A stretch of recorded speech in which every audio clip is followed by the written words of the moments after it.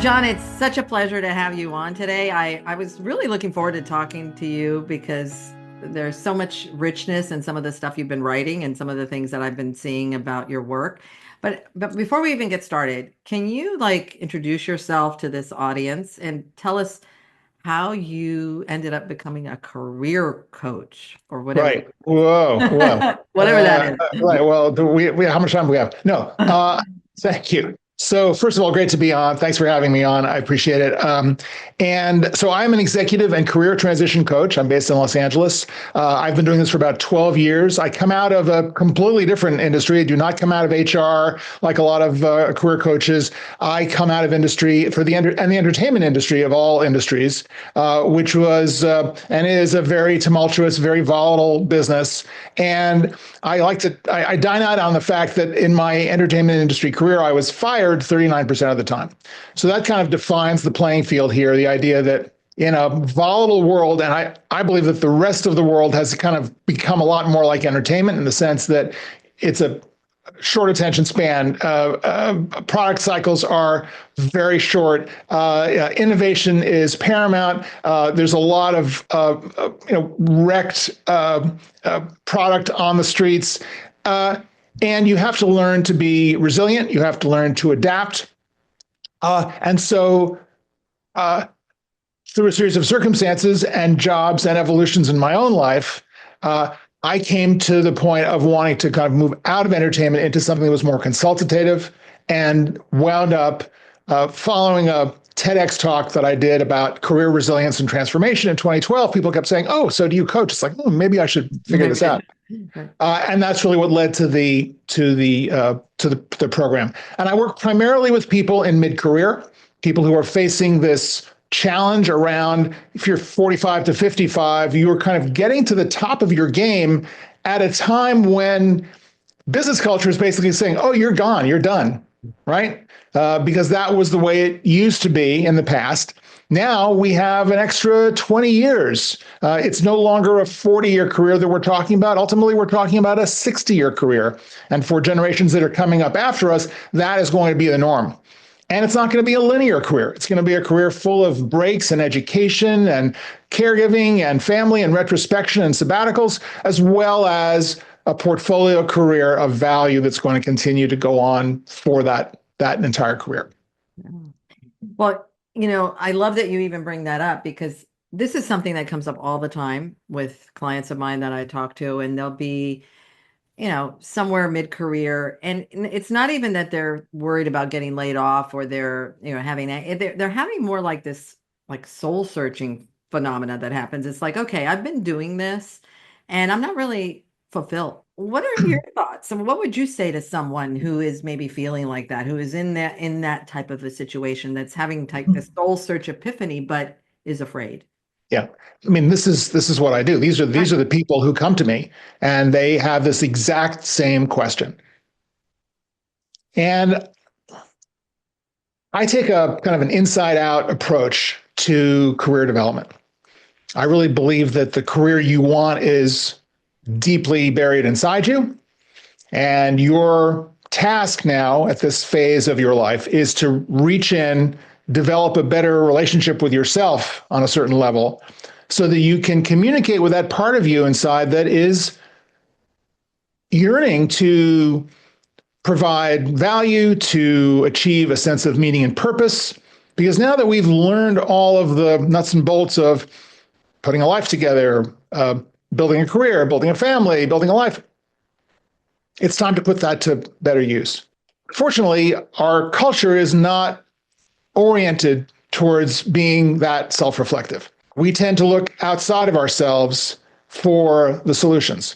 In career, that looks like applying to jobs that you think you can do and saying, well, I have this background, I have this resume, this is what I've done, where can I plug that in? One of the things that I say to people at this stage is you got to flip that equation around and stop thinking of yourself as a supplicant applying for the grace of an employer. Think of yourself as a consultant providing value to a client, regardless of where you are. So the process for that person who's going, well, what do I do? I've lost my mojo, is to be in that introspective process And for me, it starts with the four so-called ikigai questions, that Japanese concept of life's purpose. What do you love to do?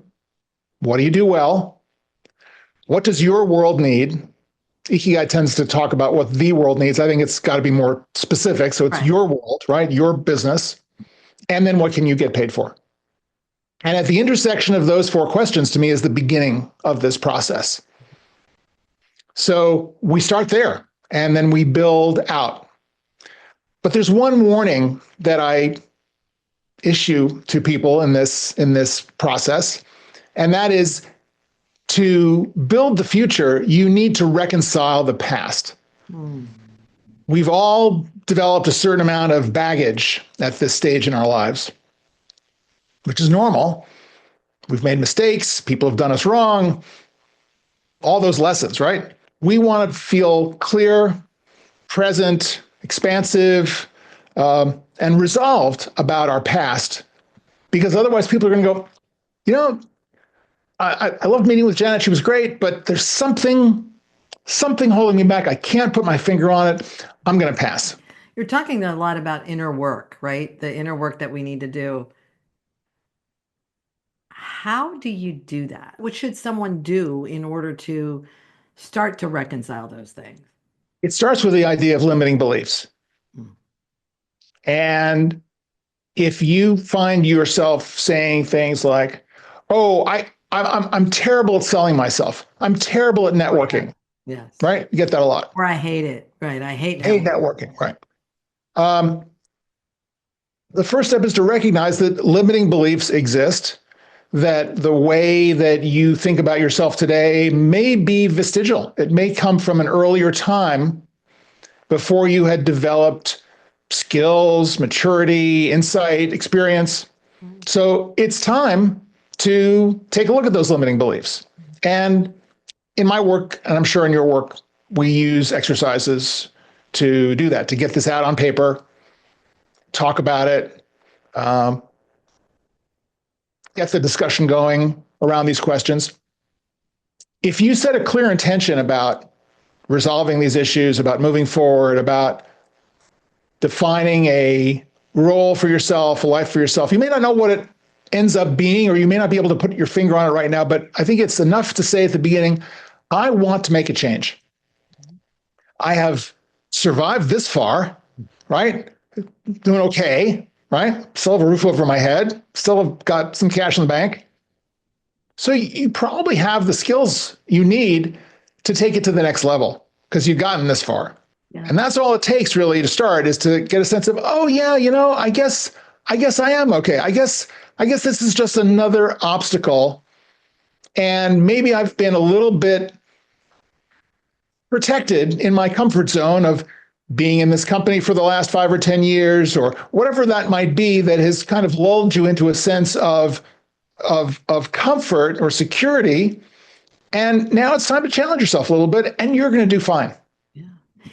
I hear so many people that are like right around 50, right? 50, in the early 50s. Sweet spot. I'll say, what you said at the very beginning is that, companies start to say, you don't have that much more runway. They tell people, right. That's the word, right? There's not enough runway to get promoted or whatever. And so they feel like they're in a dead end. How do you reconcile that? The basic approach is you got to circumvent the ageism, right? You're not going to address it head on, and you don't want to be a victim. Right. Unfortunately, and my heart goes out to these people. I see this on LinkedIn every single day. People who are suffering because they've been out of work for 6 months or 12 months. They've submitted 150 job applications and not a single response. That's not going to get you anywhere, right? Think of who's reading this on LinkedIn. If you're trying to get a job and you're complaining about how you've been out of work for a year and no bites, you think a hiring manager is going to just jump in and save you? They're going to run the other way. They're going, oh, well, must be something wrong with this person because they haven't been hired. There may be nothing wrong with this person, except that they are taking a victim position. You want to be strategic and smart about this. So let's back this up about the ageism. Yeah. I'm a total anti-ageism crusader. I'm happy to kind of get in, roll up my sleeves with all of the other colleagues of mine, various forums, activists, coaches and others on LinkedIn who are calling this out. Absolutely. Practically speaking, if you're a job seeker, if you're in this transitional period at 50 and you're thinking, what am I going to do? I'm getting these signals. Your goal is to upgrade your sense of who you are, what you provide, what your value proposition is. Get really, really specific about that value proposition, because employers want, and clients, if you're going to consult, want specialists. They want people who are going to address the problem they have and solve it. And you can do that because you have 20, 30 years experience doing this. So you are ideally suited to be that trusted advisor, that expert, that solution bringer. You now have to articulate that value very clearly and specifically, instead of being a generalist and going, well, I can do this job, I can do that job, or the worst line is, I can do all these things. What have you got? How can I help you? They don't want that anymore. Yeah. They can hire someone who's 10, 20 years younger and 10, 20 years cheaper than you to do that. Right. You need to really step it up, upgrade that sense of what you can do, define it better, and go find the people who need that, not just spray and pray. And the way you do that is through your network. If you are spending all of your time applying to jobs, expecting that you're going to get a response, it is the definition of insanity. You're expecting a different result from repeated failures. Instead, you want to shift to a networking strategy. John, what you're saying makes so much sense. And here's what I hear, right? Exactly what you said. Oh, I hate networking. I hate asking. I hate asking people that for anything. I don't want to be one of those sleazy people who hand out my business card and I'm always want something. I just not good at it and I hate it. Say more. It's like we have a script here, you and me. This is so funny. Because absolutely, that is the next question. That is the next red flag that people will wave in my face. If you follow that initial prescription to drill down on that value proposition, really define it, and it's back to, what do I love to do? What do I do well? What does my world need? Right, and that's what you can get paid for. So if you figure out your product market fit, and this may take some time. It is an iterative process to decide and to understand, I do all these various things. What are the most leveraged deliverables that I can offer? And back to the question of networking and how do I do this? If you love what you do and you're good at it, you don't have to sell a day in your life. You wake up every day excited to offer this valuable service or product to the people who need it. No. And if they don't need it, then fine, you can talk about something else. But you don't have to sell anything. You just have to share your enthusiasm, your expertise, your vision for what this can do for people. And let me just say one other thing about the process, which is that you alluded to the annoying question about how do I follow up, right? Business cards. What am I supposed to do? Call these people every 2 weeks and see if they've heard of a job? That's annoying. Of course it's annoying. No one wants to receive that call. Most of us at various times have been in that position where someone we know calls us and says, hey, still trying to find, have you heard of anything? It's terrible. Cringeworthy. Instead, become a thought leader.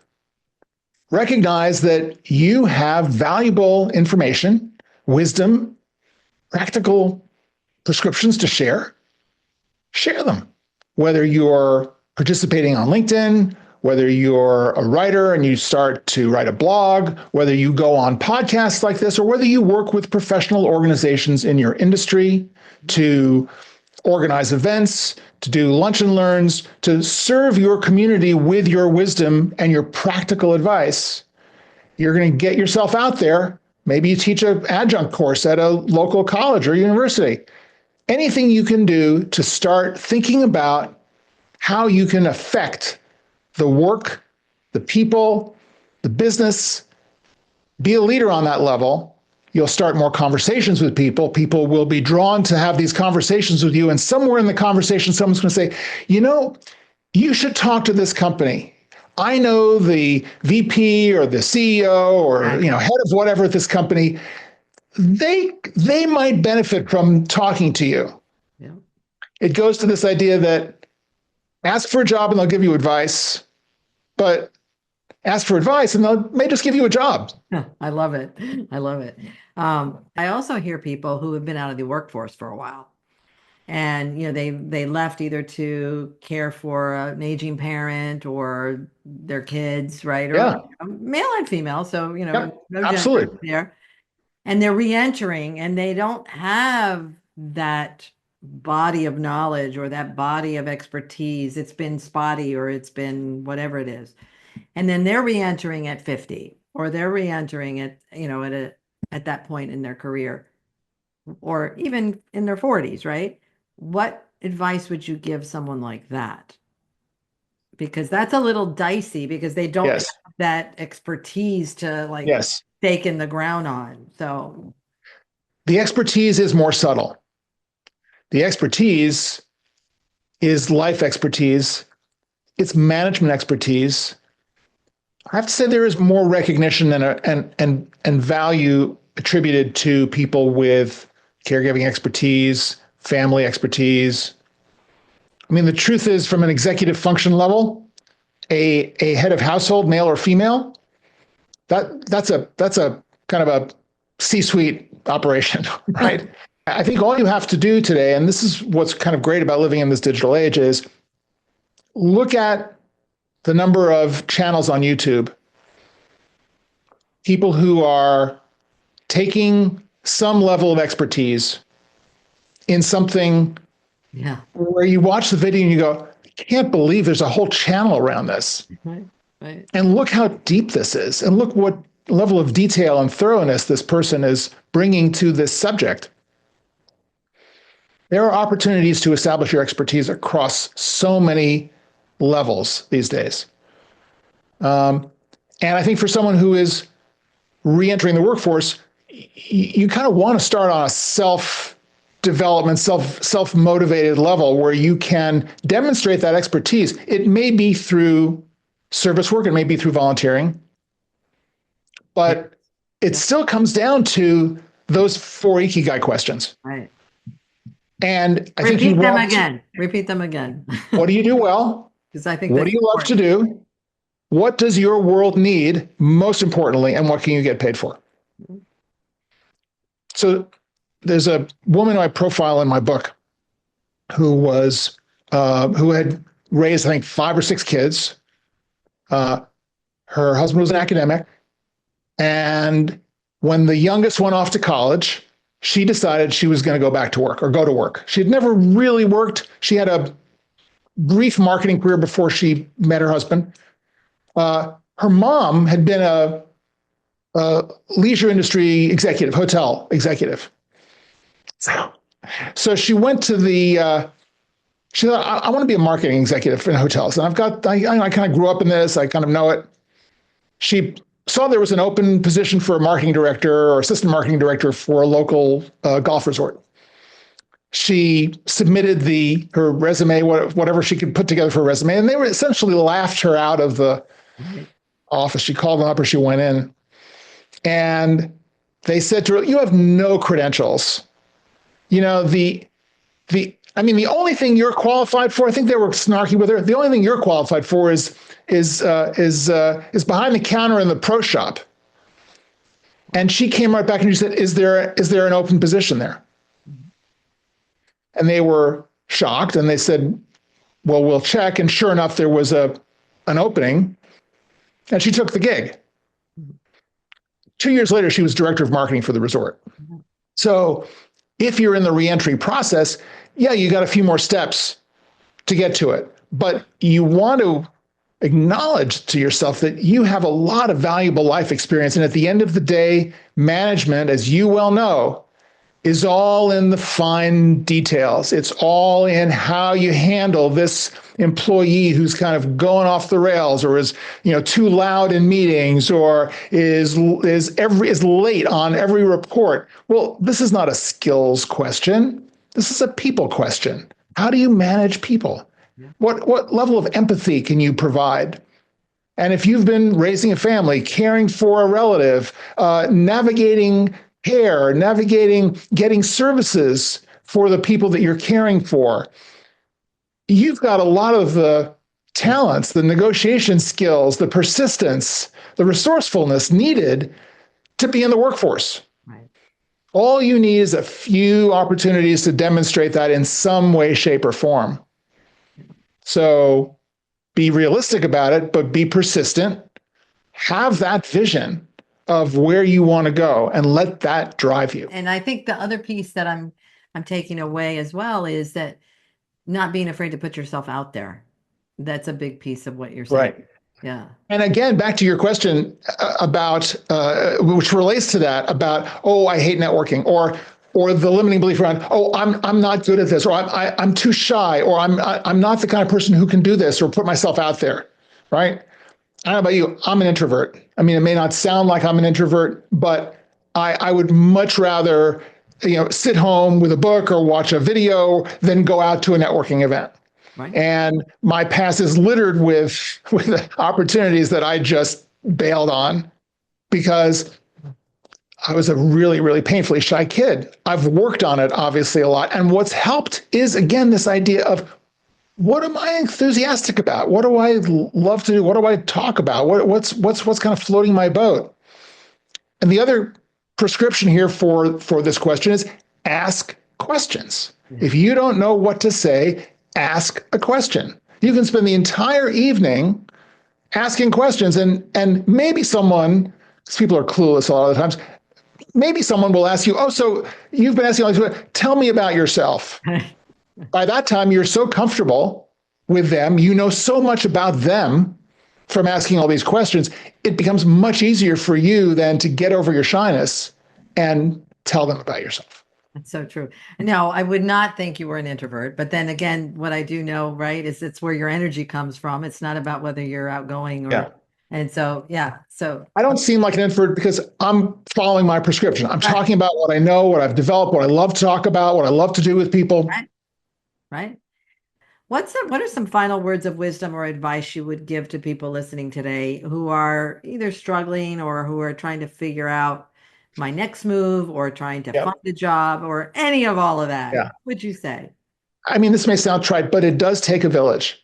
And I think when we are feeling backed into a corner professionally, there is this tendency to kind of close up, and you don't want to share it. You don't want to open up to the vulnerability that you're feeling. Find your personal board of directors. Mm-hmm. Yeah. The 3, 4, 5 people who know you, who love you.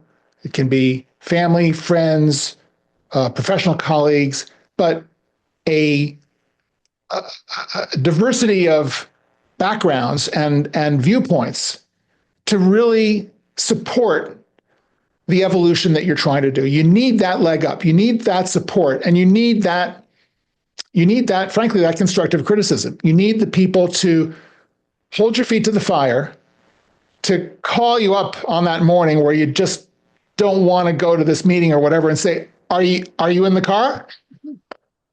Right? You need that support. So don't be afraid to reach out.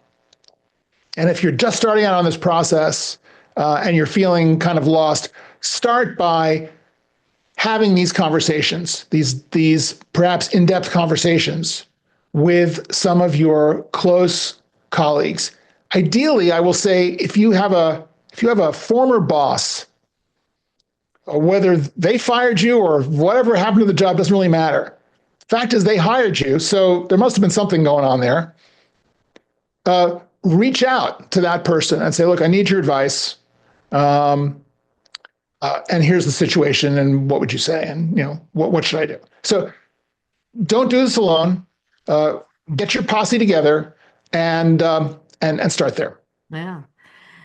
Great advice there. And the one word that's coming up for me as you talk is also there's a sense of humility in all of this, right? I mean, on some level, there is a sense Yeah. of not being afraid to reach out to people. Yeah.